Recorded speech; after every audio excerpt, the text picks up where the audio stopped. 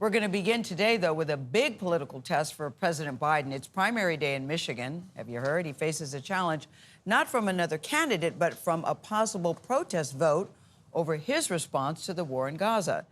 In the Republican race, former President Donald Trump is expected to dominate his former UN ambassador, Nikki Haley, but she is still vowing to push on regardless.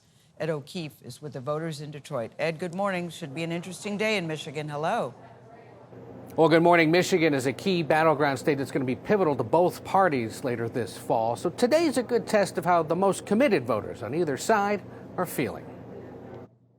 It's great to be here in Michigan. Campaigning on the eve of the Republican primary, Nikki Haley's expected to lose to Donald Trump, but she isn't going without a fight. If he ends up being the nominee, do you support him? I'm fighting to make sure he's not the nominee. I don't think he or Joe Biden should be president. I think it's a problem for our country if it goes either way. President Biden's also facing a key test here because in Michigan, primary voters have the option of voting uncommitted to oppose candidates on the ballot. You know, inshallah, the vote uncommitted. It's an option favored by many progressives and Arab and Muslim Americans, like Lexis Zaydan, who's been calling voters to build support. Our goal is to organize enough people behind the vote uncommitted box to send a message to Biden. The city of Dearborn has one of the highest percentages of Arab Americans in the country, and their political leaders, all Democrats, strongly oppose the president's support for Israel in its war with Hamas. Voting uncommitted is our way of practicing a principled politics. And that means people over party, and damn be it means people over president. And that's something that we're willing to stand for. Please don't stop organizing. Don't stop marching. And please, don't make us more invisible by not showing up. Vote. Please. Among those voting uncommitted, Adam Abu Salah, a 2020 Biden campaign volunteer. We first met him in November. As a community, we're tired of voting for the lesser of two evils. And now, Abu Salah says he hopes the president gets the message. So we're going to let him know that we are going to go out and vote, not only now, but in November as well. And Mr. Biden may be listening. He spoke about the Israel-Hamas ceasefire negotiations yesterday while taping a late-night show at an ice cream shop. My national security advisor tells me that we're close. We're close. It's not done yet. And my hope is by next Monday, we'll have a ceasefire. The Biden campaign says it understands the concerns of those that are thinking about voting uncommitted, but many of his supporters here say any vote against the president this fall could put Donald Trump back in the White House. Yeah, that is the risk for those voting uncommitted and risking not voting in the fall. I don't know if Donald Trump is going to be better on Israel than Joe Biden from their perspective. But, Ed, thank you for laying all that out for us. Speaking of the Middle East, the president also said that if Hamas agreed to release hostages, Israel would be willing to pause the war in Gaza through the Islamic holy month of Ramadan, which starts in less than 2 weeks. Meanwhile, Israel's push in pursuit of Hamas has left many Palestinians with no place to go before a possible ground invasion of Rafah. MTS Tayab reports. On the ruins of what was once Gaza's main coastal road, Palestinians displaced from months of intense fighting are on the move again, this time looking for food. This meager meal is the most people here have had in days. What little there is shared with the smallest fed first. Across Gaza, starvation is so acute the Jordanian military is now airdropping rations. According to the UN, the amount of aid reaching the territory fell by 50% in February compared to the previous month. As Israel continues to build up its military offensive in the southern city of Rafah. And while there's been no official comment on President Biden's remarks, a 6-week ceasefire and hostage release deal could be reached as early as this week. According to Israeli media reports, Prime Minister Benjamin Netanyahu may try to torpedo any deal. Dahlia Scheinlin is a political analyst. The Biden administration wants a deal before Ramadan. Is that even a consideration for Netanyahu? He likes to make a show of showing that he can stand up to the Biden administration. Ultimately, America is the real ally Israel can depend on. Now, here in Israel, and the loved ones of hostages still in Gaza say they're being ignored by Prime Minister Netanyahu as they continue to plea for an agreement which could include the release of the remaining women, children, elderly, and those who are seriously ill. Tony. Still dozens of civilians there. MTS tie-up, thank you very much. All right, let's shift gears as we are expecting some dangerous weather in the Midwest. More than 40 million people are at risk of severe storms today, and meteorologist Stephanie Abrams, with our partners at the Weather Channel, is keeping an eye on all of this. Steph, good morning. Nate, good morning. All threats are possible with this system. Hail could be bigger than golf balls. We also have a Toricon of 3. The higher the number, the higher the threat of tornadoes. And winds will gust over 50 miles an hour. We could also see localized flooding as the storms pop off this evening. They're going to push through the night. They're going to head eastbound. Tomorrow morning, they're going to stretch from the northeast to the south. By Wednesday evening, they'll be along the I-95 corridor. One ingredient that causes severe weather is the heat. And we've got it again today. Record highs could fall from Oklahoma to Michigan. But tomorrow, the cold air comes charging in, and temps could plummet as much as 50 degrees by the morning commute. For more in-depth coverage, you can watch a Weather Channel on cable or live on your favorite TV streaming devices. Nate, the chill doesn't last long. This weekend, the heat is back for the eastern half of the country. So, yes, I'm saying Mother Nature has no chill. That was good. All right, Stephanie Abrams, thank you. That was good. In Washington, a story you have heard before, the government faces a partial shutdown again. A deadline is just days away now. Nancy Cordes is at the White House, where President Biden meets today with leaders from both parties to try to reach a deal. Nancy, here we go again. Good morning to you. Good morning to you, Gayle. Good to see you. And, you know, these meetings tend to happen only when Washington is really in a jam, and this is one of those moments. There are just 3 days left until a partial government shutdown kicks in, and some lawmakers predict it's going to happen as hard-right conservatives hold up a spending bill over a number of issues, including abortion. At the same time, there's this $95 billion foreign aid package that has been in limbo for months, but is growing increasingly urgent as Ukraine runs low on artillery. Now, that's a bill that has already passed the Senate, but the Republican speaker has not yet brought it up for a vote in the House. Johnson wants Congress to pass tough new border security measures first, but he rejected a bipartisan Senate deal that would crack down on border crossing. So they're going to talk about all of that here at the White House today as well. President Biden also going to the border in Brownsville, Texas, to sell that deal later this week. He says he didn't realize when he made those plans that his Republican rival, Donald Trump, is also going to visit the border 300 miles away on the same day. This looming partial shutdown, by the way, is not a small matter. If Congress doesn't pass a funding bill by Friday, the Departments of Agriculture, Energy, and Transportation are all going to run out of money, with the Departments of Defense and Justice set to run out next Friday, Tony. Well, we could hope something gets solved. Nancy, thank you very much. Appreciate it. In Florida, Donald Trump Jr. says he received a letter yesterday containing white powder and a death threat. Hazmat teams responded after he called 911. No one was hurt in this incident, but sources tell CBS News a test of the substance was, well, inconclusive. It's not believed the powder was deadly.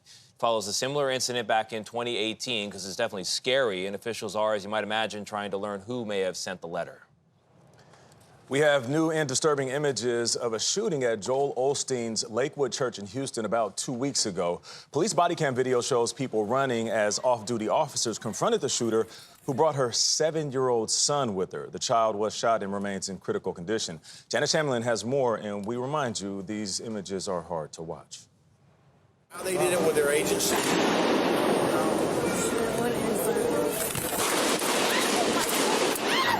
We are hearing for the first time the sounds of terror inside a place of worship.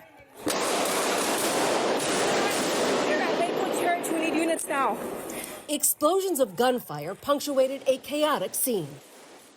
As a woman wearing a trench coat with her 7-year-old son by her side enters evangelist Joel Osteen's Lakewood Church with a rifle. We need to approach. Father God, just be with us. Body cam video released by Houston police shows the moment off-duty officers working security engage the woman as she relentlessly fires dozens of rounds. Put the weapon down! In the exchange, the boy was shot in the head, the woman killed. I need a medic. I have one young male conscious and breathing.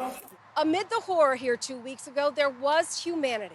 An officer responding, trying to comfort the boy who was shot, with chaos all around.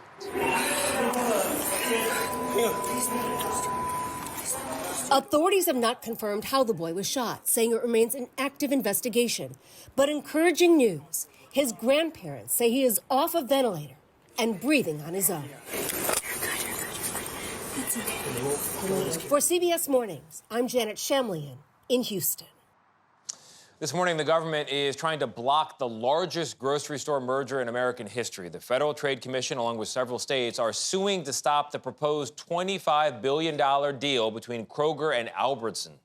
Jolene Kent is tracking this would-be merger. Jolene, good morning to you. So why are regulators stepping in here? Hey, Tony, good morning. The FTC argued that the merger of Kroger and Albertsons would be bad for competition, lowering worker wages at the grocery store and driving up the cost of food, which has soared since the pandemic thanks to inflation. Now, last year, grocery prices went up by 5%. You probably felt that, roughly double the 20-year average. And the year before that, they skyrocketed by more than 11%. Now, this deal would give Kroger and Albertsons control of more than 10% of the domestic grocery market, and combined, the companies employ roughly 700,000 people across 48 states, Tony. A lot of people, a lot of customers. That's the government's view you just laid out. What are the companies saying? Yeah, they say that this bigger footprint that they want to achieve would help them better compete against the big behemoths like Walmart and Costco and Amazon.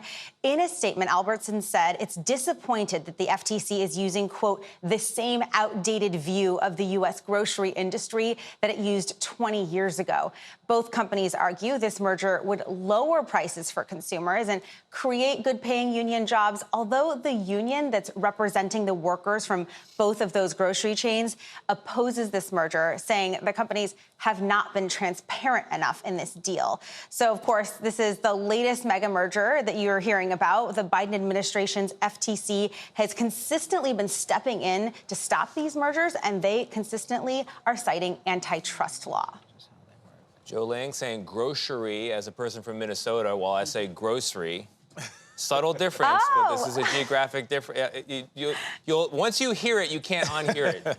Jolene Kent, thank you very much. Those Midwest vibes. Midwest vibes all the way, but Maryland, we do it differently. I love it. She said, thanks, Tony. She's like, Thanks for calling me Somebody out. at home is going to like that. Tony. Someone at home is going to appreciate that one. That's for you folks. I say grocery. What do you say? I say grocery. Okay, there you go. There you go. You're closer to the grocery. Yeah. Two for two. Yeah. Thank you. We've got an exclusive new look at one of the drivers of America's fentanyl crisis. The Drug Enforcement Administration says the machines known as pill presses can make lots and lots of potentially deadly drugs. Now, these devices have been widely available online, and the DEA is now cracking down. Nicole Skanga shows us exactly how they work. This is the latest front in the DEA's war on drugs, a high-speed pill press machine. This one is very fast. 6,000 fentanyl pills in 1 hour. Correct. Hundreds of machines like it were seized by federal law enforcement last year. In a duplex-turned-drug lab, DEA says agents discovered these presses in New York City last October and also seized 200,000 suspected fentanyl pills. In the last 6 months, we've seized pill presses in New York, in Massachusetts, in Mississippi, in Kentucky. That includes pill presses purchased online, according to DEA Administrator Ann Milgram.